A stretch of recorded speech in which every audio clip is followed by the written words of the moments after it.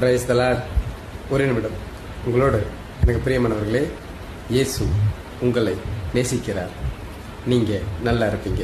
ஆமாங்க, நீங்கள் ரொம்ப நல்லாவே இருப்பீங்க. கர்த்தருடைய வார்த்தை இப்படியாக சொல்கிறது. 1 யோவான் 2வது அதிகாரம் 20வது வசனம்.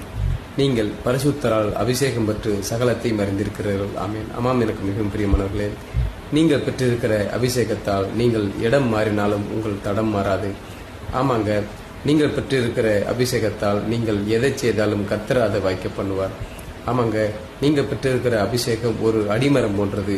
மேலே வெட்ட வெட்ட அந்த அபிஷேகம் வளர்ந்து கொண்டே தான் இருக்கும். ஆமாம், எனக்கு மிகவும் பிரியமானவர்களே, உங்களுடைய வாழ்க்கையிலே மற்றவர்களுக்கு முடிவை கூட தேவன் ஆசீர்வாதமாக மாற்றுவார். ஏனென்றால் நீங்கள் பெற்றிருக்கிற அபிஷேகம் அதை மாறச் செய்யும்.